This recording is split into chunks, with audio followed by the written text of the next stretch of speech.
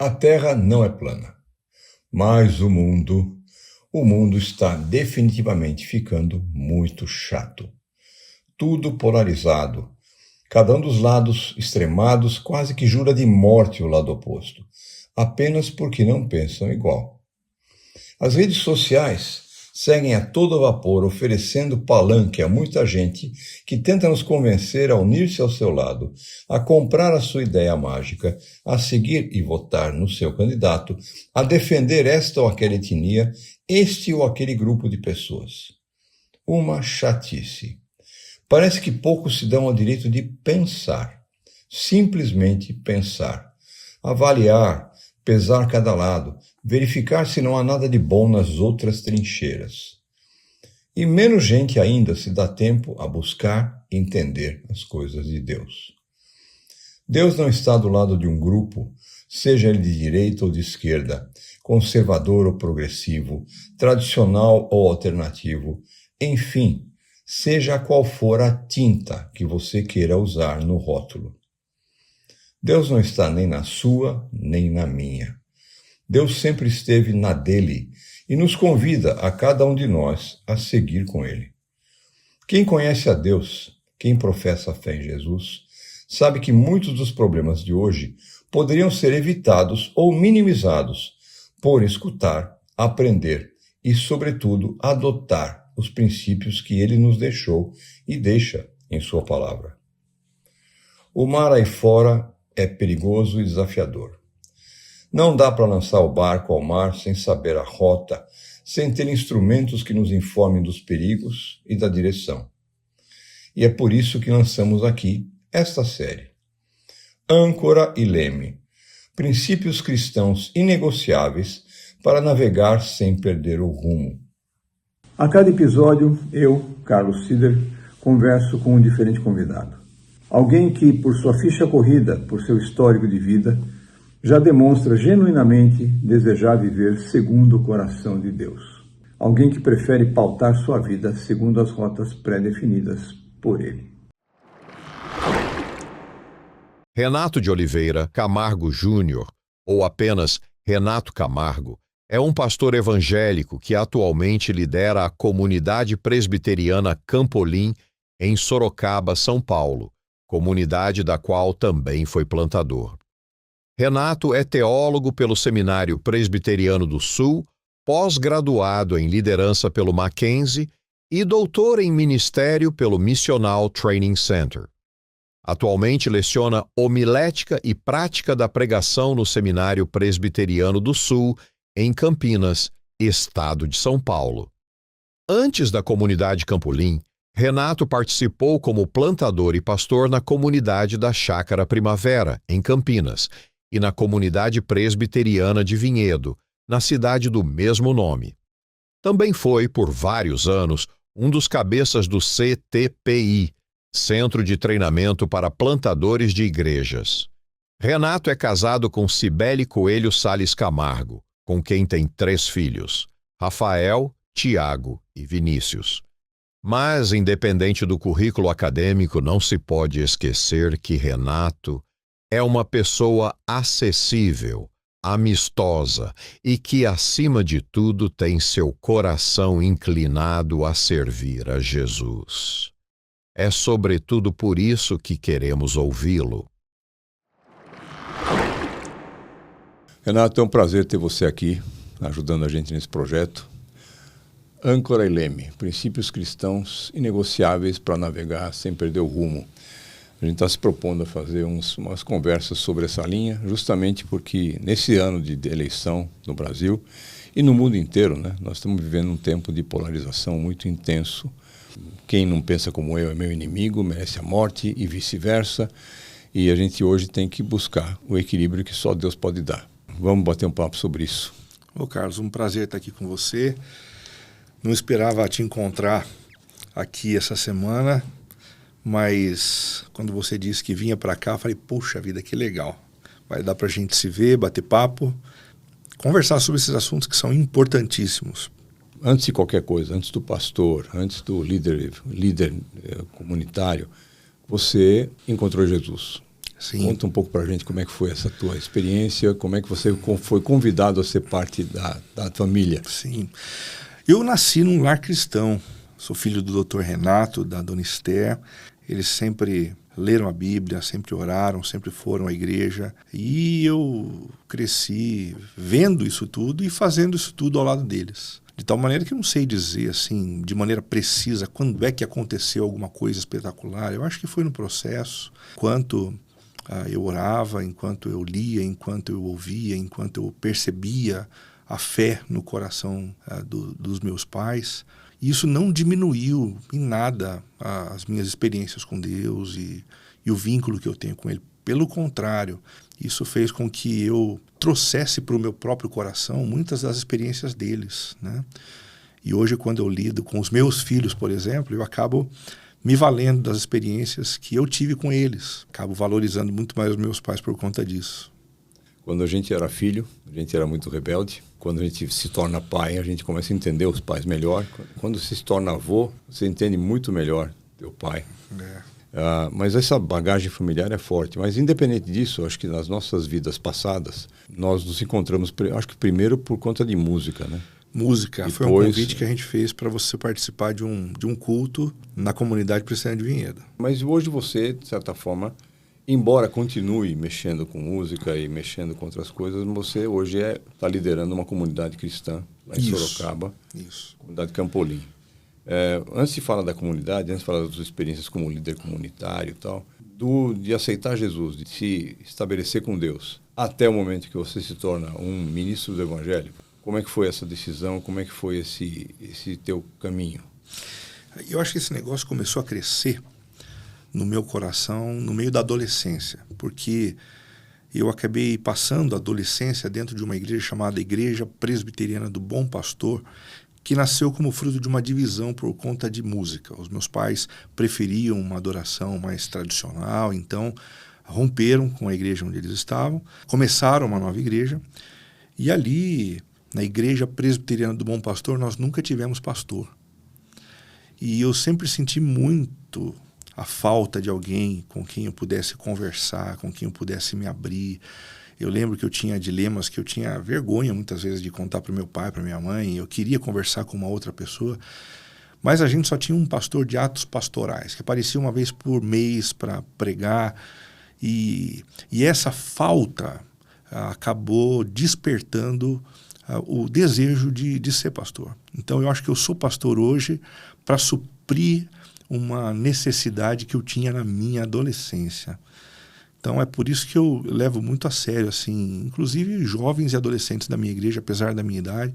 Essa semana mesmo eu estava lá em casa, o meu filho falou: puxa pai, nós estamos aqui com uma dificuldade no grupo, você não quer entrar? E entrei no grupo deles de Google Meet e bati um bom papo com eles. Eu valorizo muito essa coisa do contato com os jovens por conta da minha experiência de não ter tido um pastor na minha adolescência. Mas não foi fácil esse negócio de dizer assim, eu vou ser um pastor. Eu relutei muito com relação a isso, porque eu não me via dentro de um perfil convencional de pastor, né? Eu não sou uma pessoa hiper extrovertida, eu tenho dificuldade de pegar e falar para grandes multidões, assim. Então eu pensava assim, Deus, como é que eu vou ser pastor? Então isso me gerou crises imensas. Eu lembro que eu chorava bastante no chuveiro, dizendo assim, Deus, pelo amor de Deus, me leva para um outro lugar, me ensina a fazer uma outra coisa. Esse negócio não é para mim. Fiquei um bom tempo lidando com esse chamado, né? Até que um seminarista que trabalhava na nossa igreja se aproximou de mim e disse assim, viu, você vai se enganar até quando? Eu falei, como assim? Me enganar com relação a quê? Falei, cara, você sabe que você tem uma vocação pastoral e você precisa dar vazão a isso. Eu falei, cara, quem é que falou esse negócio para você? E eu fiquei muito chocado com isso, e isso acabou me dando coragem para avançar. Só que, como eu era muito novo, eu comecei a orar para Deus me dar uma experiência intermediária. Foi aí que apareceu o Grupo M da Palavra da Vida. Eu fui para lá, me envolvi com música, com evangelismo em vários lugares do Brasil. Tive uma experiência muito legal que acabou consolidando alguns valores para mim, consolidando a minha própria fé, a minha própria vocação de falar de Jesus. E depois fui para o seminário, fui para Campinas, estudei 4 anos por lá, foi um tempo muito joia. Hoje eu sou professor no SPS, na casa onde eu fui formado, isso é um motivo de grande alegria.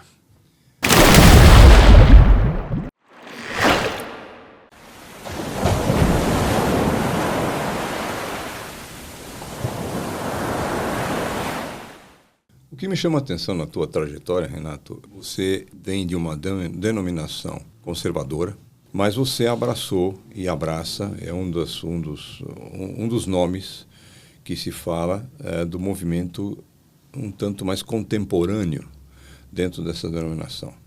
Então, você começou a plantar igrejas, começou a plantar comunidades de fé em lugares distintos. Eu acho que foi aí que a gente se conheceu de verdade. Mas você tem uma linha que foge um pouco de um conservadorismo de costumes, de tradições, mas ao mesmo tempo sem cometer deslizes doutrinários. Veio por acidente, veio por caso pensado. Né? Eu me formei no Seminário Presbiteriano do Sul, comecei a pastorear uma igreja que era a Igreja Presbiteriana Ebenezer, que foi a mãe da comunidade presbiteriana Chácara Primavera, que foi plantada pelo pastor Ricardo Agreste. Então eu tive contato com a igreja nascente já nos 2 primeiros anos, como parte da equipe pastoral. Mas no 3º ano eu fui convidado para participar efetivamente da conclusão ali da plantação da Chácara Primavera, e eu tive a oportunidade de aprender ali com os erros e com os acertos do Ricardo, que estava fazendo um trabalho muito legal, muito bonito. E o desafio era, na sequência, sair para plantar uma outra igreja. Aí surgiu a possibilidade de Vinhedo. A gente começou a conversar com pessoas da região, acabamos nos encontrando com o Valtinho, que hoje é seu parente. Né? Com o sogro ou com o padre. E dentro da casa do Valtinho e da Gláucia começou uma comunidade. A gente era muito novo, né? Eu e a Cibele, completamente inexperientes, assim, para não dizer irresponsáveis nos movimentos da gente, mas muito apaixonados. Eu lembro que quando a gente foi para Vinhedo, cara, eu troquei o meu título de eleitor, eu troquei a placa do meu carro.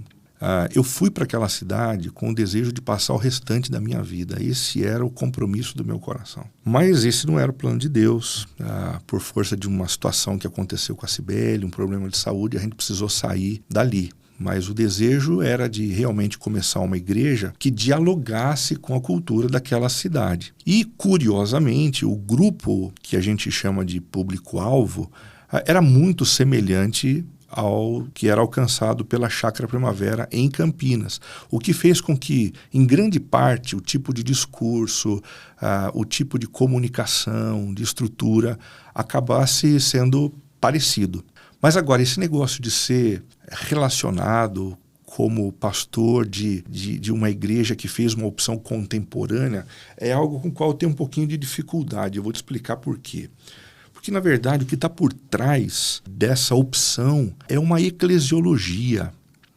É uma maneira de compreender a natureza da igreja que nos diferencia, sim, de outras igrejas que possuem eclesiologias diferentes. Uma eclesiologia missional, ela não é enraizada tão somente na palavra e na tradição, mas na palavra e no contexto no qual a gente vai fazer o trabalho onde a gente está sendo chamado por Deus para fazer. Ou seja, muda o local, muda a cultura, mudam também os instrumentos, mudam também os meios. Cada igreja local, na nossa maneira de compreender, tem uma digital. De tal forma que, se eu fosse, por exemplo, plantar uma igreja em Copacabana, no Rio de Janeiro, com a mesma eclesiologia missional, talvez a igreja que eu plantasse ali fosse uma igreja bastante conservadora, muito parecida com muitas igrejas tradicionais. Ué, mas por quê? Rio de Janeiro, Copacabana? Copacabana talvez seja o bairro mais idoso do nosso país, né? Então, olhando para o público-alvo, a gente define uma maneira de ser, uma maneira de existir que viabiliza a transmissão do Evangelho de Jesus. Se é preciso ser mais conservador, que seja. Se é preciso ser e usar uma música um pouco diferente, num local diferente, que seja. Porque o importante é o Evangelho. Eu lembro de um dia também que eu recebi um convite, Carlos, de um pastor de São Paulo, que disse assim para mim, vem pregar aqui na nossa igreja domingo de manhã, tal. Eu olhei na agenda, tinha condições, falei, eu vou, conte comigo. No final da conversa eu perguntei assim, qual vai ser o costume de vocês nessa ocasião? Ele respondeu assim, não, Renato, fique tranquilo, porque eu sei que você não gosta de terno e gravata. Eu falei, irmão, é o seguinte, eu acho que você não está entendendo. Você não está entendendo as minhas opções. A maneira como eu me visto na igreja onde eu pastoreio hoje não tem a ver com o meu gosto pessoal. Ela tem a ver com uma opção missiológica. Se eu fui chamado para trabalhar onde eu estou hoje, eu me visto de tal maneira a ser acolhido por essa cultura. Agora, se eu fui chamado para pregar na sua igreja, a pergunta que eu faço é, qual a roupa que vocês normalmente usam para que eu seja ouvido por vocês? O meu gosto pessoal, Carlos, morreu na cruz do Calvário. Quais os desafios você tem encontrado nessa negociação? Aquilo que é imutável de um lado, aquilo que é princípio inegociável e o resto que é negociável à medida do lugar que você está. Como é que você equilibra essas coisas? Como é que você equaciona o que é inegociável e o que é negociável? Eu acho uma pergunta essencial para a gente lidar com essa questão. Diz respeito à pergunta sobre o que é forma e o que é essência. Sempre que a gente está diante de uma situação, a gente tem que perguntar, nós estamos discutindo algo que diz respeito à forma ou diz respeito à essência? Vamos tentar exemplificar. Quando a gente fala de educação cristã, a gente está falando de forma ou de essência? A gente está falando de essência. Mas quando a gente fala de escola dominical, a gente está falando de forma. Muito embora essa forma praticamente esteja sendo associada nos dias de hoje a uma espécie de essência. Ela não é. A adoração é forma ou essência? É essência. Mas worship é forma, né? Quando a gente consegue estabelecer a diferenciação entre o que é forma e essência, a gente imediatamente ganha consciência do que deve ser mantido e daquilo que pode ser alterado. Tudo que é essência tem raiz nas Escrituras. De tal forma que se eu abro mão da essência e eu deixo de ser igreja. Eu não posso abrir mão. Mas todo o restante, quando eu digo assim, eu digo na maior radicalidade do termo. Todo o restante pode ser alterado quando o alvo é a expansão do reino de Jesus. Então o pessoal diz assim, Renato, mas qual o limite da contextualização? Não, a contextualização não tem limites quando ela está focada na implementação de uma essência. Se o desejo é implementar algo essencial de tal forma que as pessoas entendam, compreendam, se rendam a Jesus, nesse sentido não há limite. Isso ilustra claramente como o nosso meio cristão tomou de empréstimo palavras que significam a mesma coisa. Porque a tradução para o inglês de adoração é worship, a tradução para o português de worship é adoração. Eu entendi o que você quis falar no sentido de que a adoração é o conceito bíblico de adoração. E o estilo chamado worship, que já virou um estilo musical, esse estilo é formato, é forma. Como melhorar essa discussão sem cair na mesmice dos termos emprestados? A gente não consegue fugir de um mergulho profundo nas Escrituras, né? Se tem havido confusão hoje em dia entre forma e essência, não é porque as pessoas não são inteligentes, é porque as pessoas não têm teologia. Elas não têm um mergulho profundo nas Escrituras. Quando a gente vai, por exemplo, incentivar a plantação de uma nova igreja, o primeiro exercício, Carlos, que a gente faz é chamar o candidato à plantação e pedir para ele que ele escreva a sua eclesiologia. E isso não é um trabalho para inglês ver, não. Eu gasto tempo com isso. Então o plantador vem, traz para mim, eu leio e falo, mas espera um pouquinho, não estão faltando algumas coisas importantes aqui para você? Aí o cara olha e fala, tá mesmo, deixa eu dar uma olhadinha. E a gente revisita isso, porque a eclesiologia é a planta baixa. É a partir dela que as coisas começam a crescer. Então o plantador, o pastor, precisam de um aprofundamento teológico, para que a partir do compartilhar dessas ideias teológicas, uma novidade de vida possa ocorrer. Existem muitas igrejas querendo revitalização hoje em dia. E elas acreditam que revitalização é simplesmente mudar de um paradigma tradicional para um paradigma contemporâneo.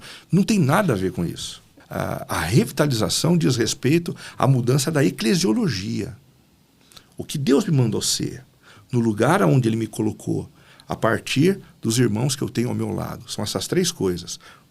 Potencialidade, compreensão bíblico-teológica, a compreensão do contexto histórico e geográfico e a compreensão da minha própria comunidade. A observação dessas três coisas me leva a considerar o DNA da minha igreja local. E aí surge a discussão sobre o tipo de música, aí surge a discussão sobre o tipo de roupa, sobre o formato do auditório e assim por diante.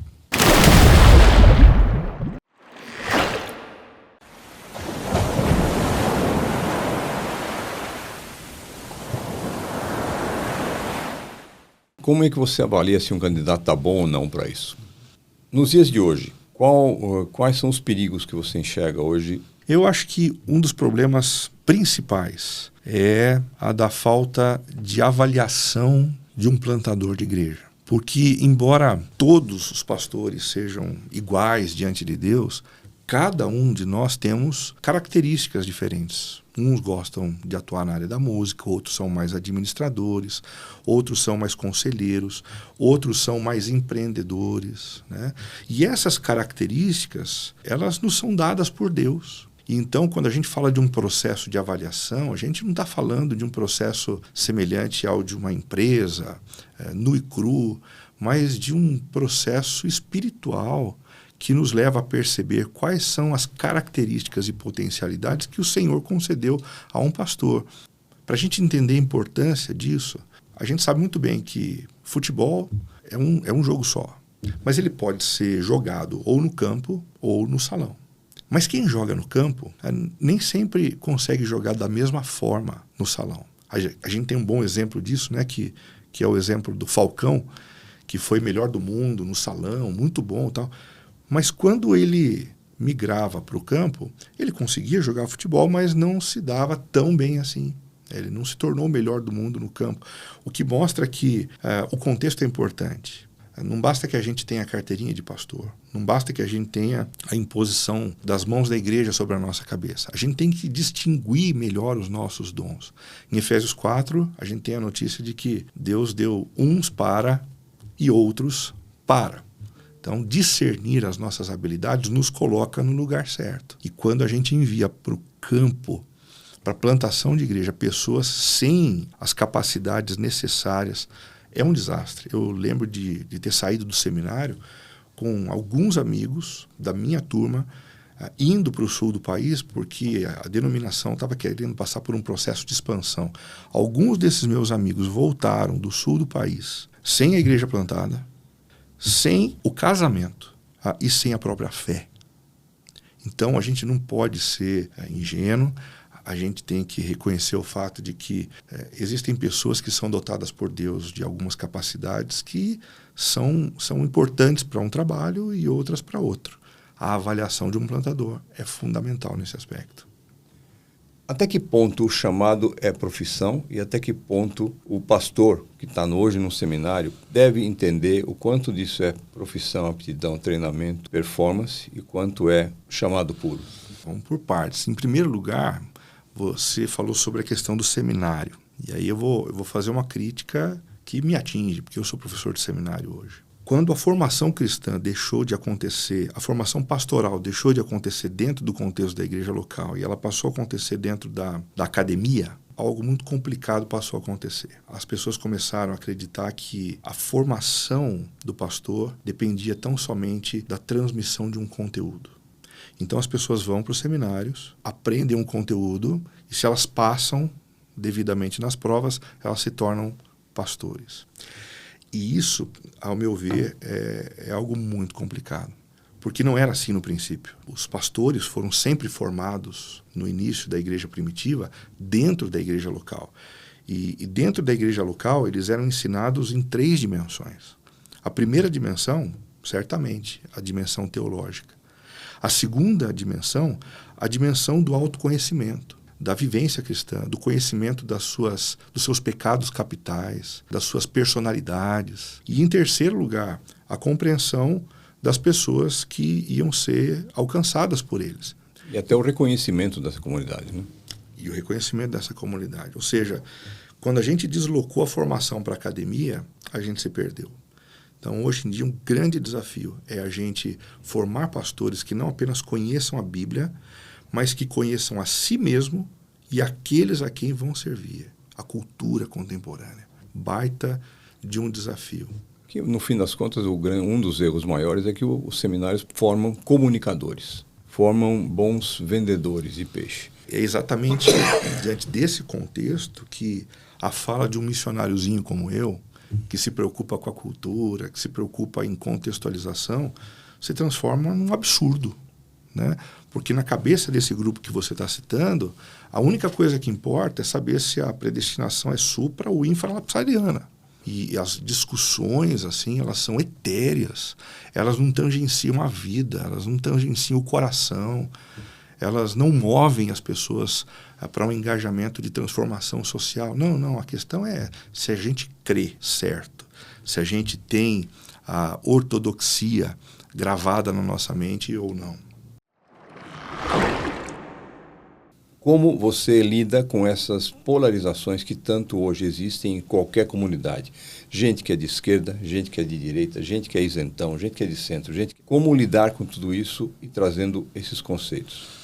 Com muito ansiolítico e com muita terapia. Porque o que a gente está vivendo é um negócio completamente maluco.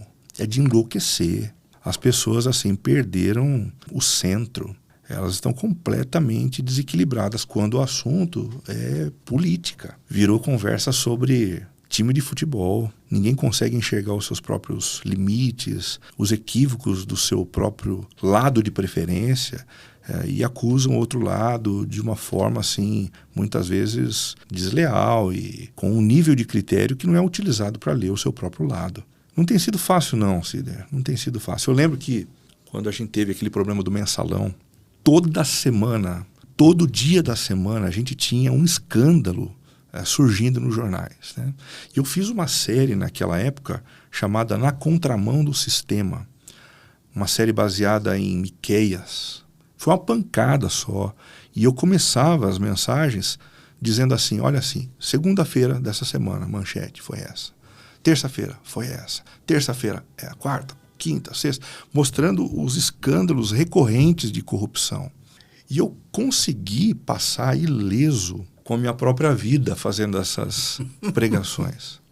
Mas hoje em dia, se eu levantar a minha voz para dizer qualquer coisa contra a direita, por exemplo, eu sou alvejado imediatamente. Porque justamente a polarização fez com que a gente divinizasse um lado e demonizasse o outro. E isso é uma estratégia pensada, Carlos. Não existem apenas dois lados. Esses dois lados foram criados. Eles foram criados intencionalmente para acabar com a sabedoria, para acabar com a opinião própria, para acabar com a possibilidade de outros nomes, de outras ideias. É uma forma de dizer, ficamos apenas entre nós dois, os dois lados. É o bem contra o mal. E esse negócio é diabólico.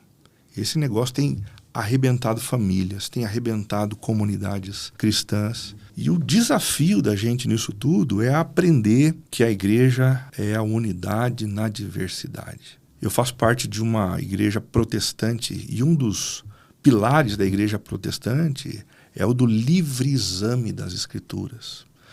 E o livre exame das Escrituras leva, muitas vezes, a interpretações distintas, a interpretações diferentes. E os protestantes, por excelência, deveriam ser aqueles que lidam bem com as diferenças de opinião, com as nuances que nem sempre favorecem as minhas percepções, né? Mas hoje em dia não. Tudo ficou preto no branco. E se eu não estou de um lado e não estou do outro, eu sou um isentão, como você acabou de dizer, né? Isentão é aquele que não consegue olhar para o seu próprio lado a fim de perceber que no seu lado existem luzes e sombras. O Evangelho conta pra gente que depois do pecado, todas as áreas da nossa sociedade, do mundo, foram contaminadas pelo pecado. Todas as áreas. De tal forma que não existe uma ideologia pura. Na melhor das hipóteses, é possível a gente afirmar que ideologia de esquerda e de direita há luzes e sombras. Agora, é muito complicado quando um cristão, cego pela ideologia, começa a viver como se o seu lado fosse o lado de Deus e o outro lado o lado do diabo. A gente precisa voltar para as Escrituras, a gente precisa se flexibilizar novamente, não para viver como isentão, mas para viver como gente que centraliza o Evangelho de Jesus, que é a única mensagem que não é comprometida com o pecado e que é capaz de transformar a tudo e a todos.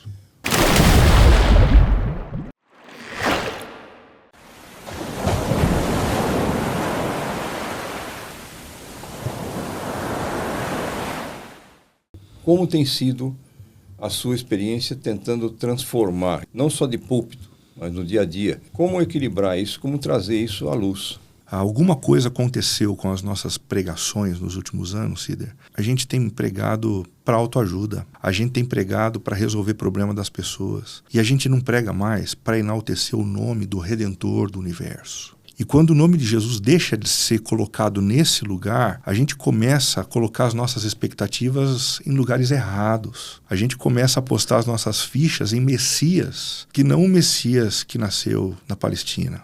Então eu acho que a solução para essa história é a gente voltar para as Escrituras e a lembrar que Jesus é o Redentor e que o reino dele não vai se estabelecer a partir dos governos humanos. A gente lembra lá no comecinho de Atos dos Apóstolos, né? Quando o pessoal chega para Jesus e diz assim, é agora que você vai tomar o poder? É agora? Porque na cabeça deles, a coisa só começaria a mudar quando o Messias assumisse o poder político. Aí Jesus diz, como é que é? Vocês realmente acreditam nisso, cara? O meu reino não é deste mundo. E como é que a gente vai transformar o mundo? Aí respondendo a sua pergunta, assumindo os princípios e os valores do reino de Deus, assumindo a honestidade, a ternura, o amor, e trabalhando nesse mundo de uma forma justa, de uma forma equânime, para que, através de nós, o Espírito Santo vá transformando as bases. E de baixo para cima, das bases para os altos castelos, tudo comece a mudar. A mudança não vem de cima, a mudança vem das bases. Que conselho você daria para um cara que está saindo do seminário e começando uma carreira como líder comunitário, como pastor? Como convencer os seminaristas de que o que importa, a única coisa que importa realmente é ser um pastor segundo o coração de Jesus? Essa é a pergunta de $1 milhão, né? Carlos, eu não sei como fazer esse negócio, não. Porque eu acredito que o que a gente valoriza hoje, e eu estou falando de mim, estou falando de você, estou falando de outros amigos que a gente tem, que valorizam o evangelho, a formação espiritual, é fruto de uma história que tem erros e acertos. Eu lembro que no começo do meu ministério eu me importava com coisas que eu não deveria me importar, né? Isso dizia respeito à minha imaturidade, né? Então, em grande parte, a gente vai aprendendo com o tempo. Mas eu acho que o melhor que a gente pode fazer é oferecer o nosso exemplo. Quando a gente compartilha com os novos pastores as nossas paixões, orientadas pela palavra, quando a gente demonstra mais alegria pelo arrependimento de uma pessoa do que pelo auditório lotado de uma igreja, isso comunica de uma maneira muito mais profunda. Andando perto dos pastores e compartilhando com eles as paixões orientadas pelo que realmente importa, a formação espiritual, o incentivo à conversão, o engajamento na missão, o anúncio do evangelho, gradativamente essas paixões vão sendo assimiladas por eles também. Na tua história pastoral, você teve que fazer, inevitavelmente, teve que tomar decisões difíceis, dizendo sim ou não a certas coisas. Qual escolha crítica você teve que fazer, que foi difícil, mas resultou de forma sadia para a tua vida, para o teu ministério? Talvez a guinada mais significativa que eu tenha dado aconteceu no ano passado, quando, depois de 20 anos trabalhando numa organização chamada CTPI, Centro de Treinamento para Plantadores de Igreja, eu percebi da parte de Deus que meu tempo tinha encerrado ali. A relação com o CTPI me rendia assim, a possibilidade de dar aula em alguns lugares, de dar palestra em alguns lugares. Viajei para alguns países para falar a respeito de plantação de igreja, a respeito de pregação, de missiologia. Foi um tempo muito rico, muitas experiências. Eu tenho gratidão a Deus pelo tempo vivenciado, mas percebi que esse tempo tinha acabado, né? Um ciclo tinha se fechado. E eu dei o passo de me desligar dessa organização. Eles estão seguindo em frente e eu louvo a Deus por aquilo que eles estão fazendo ainda. Esse passo tirou de mim holofotes, visibilidade, mas me deu a oportunidade de aprofundar algumas coisas em termos do meu trabalho na igreja local. Eu tenho testemunhado na minha igreja local um crescimento numérico, e aí eu digo numérico, qualitativo também, que eu nunca provei ao longo de todo o meu ministério. E isso me enche de alegria. Parece que com o passar dos anos a gente vai aprendendo a fazer opções por convergência, né? A gente vai fazendo opções e fazendo menos e com mais qualidade, com mais profundidade e com mais assertividade naquilo que a gente acredita que Deus nos chamou para fazer. Quando eu volto para casa hoje, Carlos, depois de ter pregado 3 vezes no domingo, eu volto arrebentado, mas com uma alegria que eu não consigo explicar. A alegria de me sentir como um giz que foi gasto para que o evangelho fosse formado na vida das pessoas. E eu tenho encontrado grande alegria em anunciar o evangelho de Jesus todos os domingos. E tenho gastado cada vez mais tempo nisso, cada vez mais oração nisso. E esse aprofundamento do meu ministério tem me trazido felicidade. Você é host de um podcast em Sorocaba, na tua cidade, que isso tem aberto aspectos que a igreja deixa de convidar a gente para ir visitar. Venha no meu estabelecimento, venha me conhecer. A igreja está indo lá fora, entrevistar o prefeito, entrevistar a gente do meu comércio, entrevistar a gente do dia a dia e trazer essa forma de ver a vida.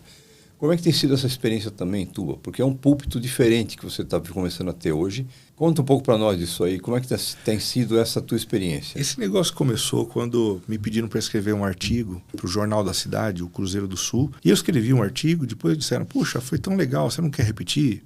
Tá bom, eu repito, eu escrevi um segundo. Depois pediram um terceiro, depois disseram assim, você não quer escrever como articulista do jornal? A cada 15 dias você escreve um artigo para a gente. Falei, tá bom. E eu comecei a escrever. E a relação com o jornal, voluntária, acabou sendo uma relação muito legal, de amizade com as pessoas que trabalham lá. Tal. Até que a diretora me chamou e disse, Renato, surgiu uma outra ideia. Podcast da cidade para conversar sobre atualidade, sobre cultura, sobre espiritualidade. Você não topa? E eu comecei a perceber, exatamente nesse momento, um mover de Deus para que eu mergulhasse mais na vida da cidade. E isso é ser missional. Então eu dirijo esse podcast e tenho oportunidade de conversar com pessoas que, se eu não fizesse isso, eu não teria condições de conversar. Então, como foi legal sentar na frente do prefeito esses dias e na conversa que antecedeu a gravação, ele me perguntar assim, viu, quanto tempo você trabalha no jornal? Eu disse, não trabalho no jornal. Não, mas como assim não trabalha no jornal? Eu falei, não, eu sou voluntário. Voluntário? Eu falei, eu sou pastor de uma igreja chamada Presbiteriana, só que eu amo a cidade de Sorocaba, então eu faço de tudo que eu posso para servir a minha cidade. Eu percebi que, quando eu disse isso, o prefeito, ele me olhou de uma forma diferente. A gente precisa amar a cidade, a gente precisa se envolver com as estruturas da cidade, a gente precisa trabalhar pelo bem da cidade. Porque quando as pessoas percebem isso, elas percebem o interesse do próprio Deus por elas e pela mudança do mundo. E isso acaba atraindo muita gente legal, buscando o evangelho, querendo ouvir o evangelho sendo pregado lá na comunidade. Tem sido uma experiência muito legal. Eu recebi 2 sócios ontem à tarde para conversar. Foi uma conversa muito interessante. Eles chegaram e disseram assim, Renato, a gente veio porque a gente quer colocar Deus como sócio da nossa empresa. Eu falei, nossa, explica esse negócio aí.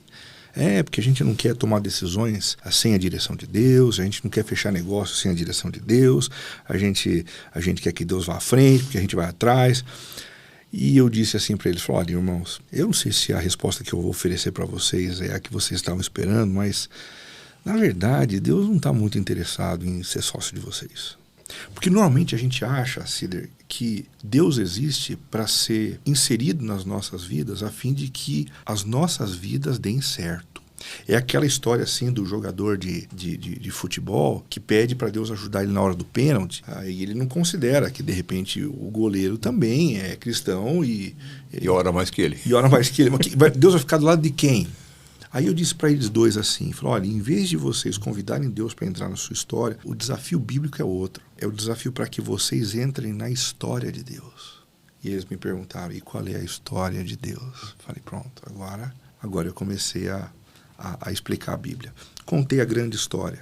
Deus criou todas as coisas perfeitas, com o pecado tudo foi corrompido, Deus fez uma aliança com Abraão, esse povo falhou na sua missão, Jesus veio, morreu, tomou o reino nas suas mãos novamente, iniciou um processo de restauração de todas as coisas. E através da igreja, ele vai consertar tudo até que chegue no último capítulo da história, onde tudo voltará a ser como no início. Falei, posto isso, qual é o papel de vocês nessa grande história? Arrumar a bagunça que nós fizemos com o pecado.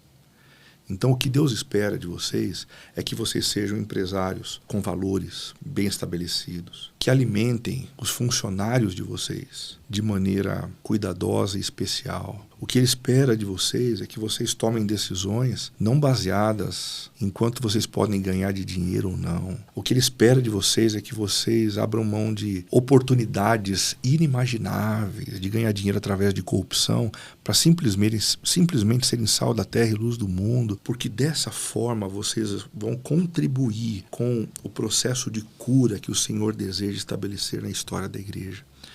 O pastor Tim Keller escreveu um livro sensacional sobre fé e trabalho, que nos mostra exatamente isso. Não é Deus que tem que entrar na minha história. Somos nós que precisamos, através das nossas profissões e trabalhos, entrarmos na história de Deus, para servirmos aos propósitos de Deus. Se a gente vai ter grana, prosperidade, ou a gente vai lutar o resto da vida, cara, isso é uma contingência. Porque a gente está vivendo num mundo complicado, o mundo não foi completamente sarado ainda. Então, às vezes dá certo, às vezes não dá. E quando não dá certo, o Senhor que está com a gente e a quem a gente serve, vem e nos ampara. Você teve a experiência ao longo da sua vida de ter quebrado, como o Senhor teve presente do teu lado, te amparando, te fortalecendo. Ou seja, a presença de Deus não é a garantia de que tudo vai dar certo. É a garantia de que a gente não vai estar desamparado, de que a gente pode ter esperança no dia seguinte, de que a gente pode ter a expectativa em dias melhores lá na frente. É isso, a gente precisa entrar na história do Senhor. Deus não está nem na minha e nem na tua. Deus está na dele. E nos convida a entender qual é a dele. E mais felizes nós vamos ser a partir do momento que entendemos qual é a dele e entramos na dele. Jogo de palavras? Pode ser. Mas a verdade clara é: Deus não é o gênio da lâmpada. Deus é a luz para o meu caminho. Deus é o norte que deve me pautar. É para lá que eu tenho que ir. E, Carlos, esse é o significado mais básico da palavra metanoia, conversão. É quando eu deixo de me ver como o centro do mundo e eu passo a gravitar em torno daquele que efetivamente é o centro de todas as coisas, o nosso Deus. Ele é o centro, não eu. A história dele, não a minha. A minha existe para glorificá-lo. As minhas decisões para glorificá-lo. As minhas escolhas para engrandecê-lo, e não o contrário. A grande arte é você reconhecer que o próprio Deus, que é esse farol, que é essa bússola, o norte da nossa história, ele se revela, ele se manifesta, nos privilegia de nos chamar para ir com ele. Não pergunta qual caminho. Vem comigo que no caminho eu te explico. E isso para um ansioso é duro, né? Você quer saber qual o destino, que horas vai chegar, qual o tempo estimado de chegada no Waze. Não, Deus dá do jeito dele. Vem que no caminho eu te explico. Isso vale para o empresário, vale para o pastor, vale para o profissional, vale para o advogado, vale para a pessoa, para o estudante, vale para todo mundo. Sem dúvida. E essa inversão de valores faz com isso. O duro é que a gente fica imaginando que o conhecimento de Deus vem por osmose, porque eu vou na igreja da parede preta, ou que eu vou na igreja do pastor de camisa preta. Isso tudo é coreografia de aflitos, como dizia Sérgio Pimenta. Excelente. Desesperados, buscando movimentos que lhe deem aquela sensação boa de alma, que só vem quando você encontra Deus. A gente precisa voltar para a simplicidade da busca por Deus, da leitura da palavra. E uma outra coisa, em termos de princípios, a gente precisa fazer amigos, porque no final das contas, São os nossos parentes e os nossos amigos que vão carregar a nossa alça no caixão, né? Tem muito pastor hoje em dia que, além de viver de maneira solitária, vive de maneira belicosa, brigando com todo mundo por conta de tradição, brigando com todo mundo por conta de doutrina, quando a palavra diz que o que nos distingue é o amor. Então eu louvo a Deus assim, por ter sua amizade. A gente tem uma caminhada legal de muitos anos, e apesar da gente estar longe, você num país diferente do meu, cara, quando a gente senta para conversar, é como se a gente estivesse continuando aquilo que ficou para trás. A honra, a carinho, a respeito, a admiração. A gente precisa cultivar isso. A gente não consegue fazer isso com todo mundo, mas essa deve ser uma predisposição da gente, né?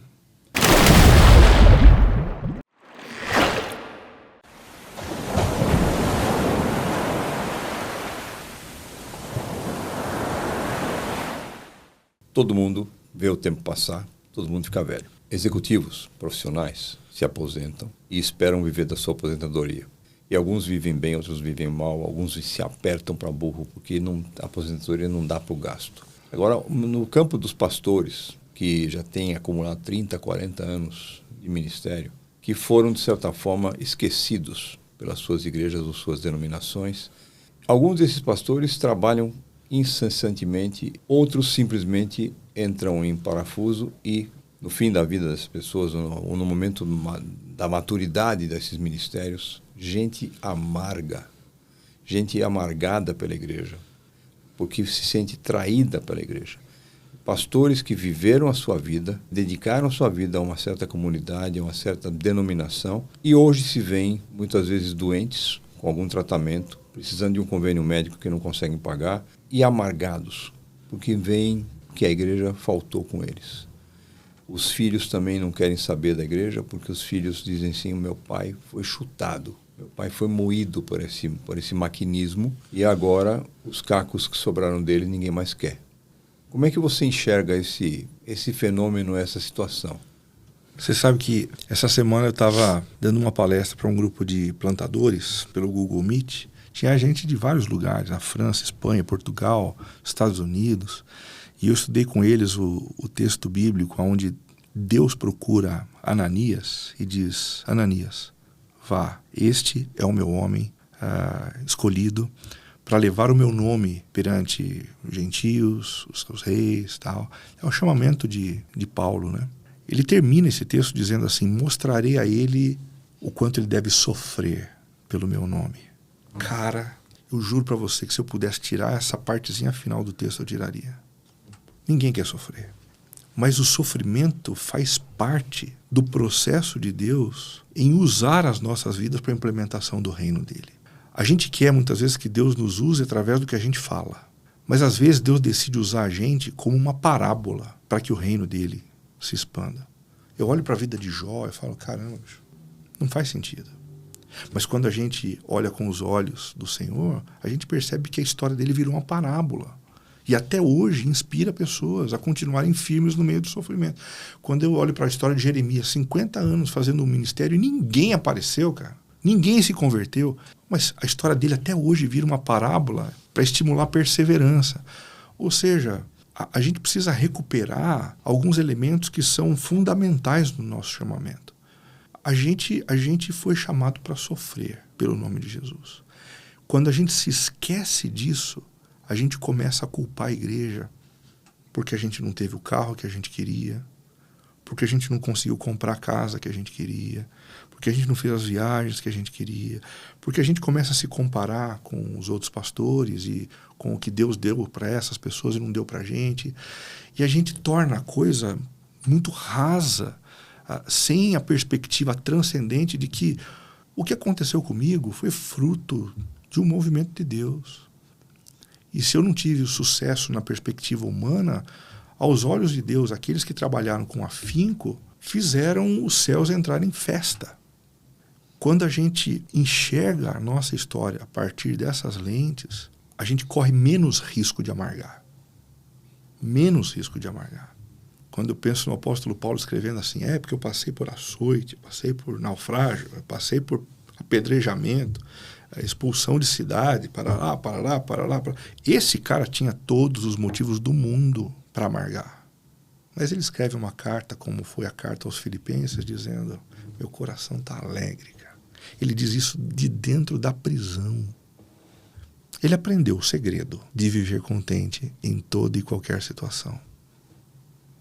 Você conhece a minha vida também, sabe que em Vinhedo eu queria que Deus me usasse através da minha palavra. Mas através do que aconteceu em termos de saúde dentro da minha casa, Deus resolveu falar mais através do nosso sofrimento. Falou e continua falando. Do que através de algum movimento criativo, de alguma palavra, de alguma mensagem. Então, cara, assim, mostrarei a ele o quanto é necessário sofrer pelo meu nome. E você deu a chave. Você não consegue amargar com Deus. Você pode amargar com a instituição.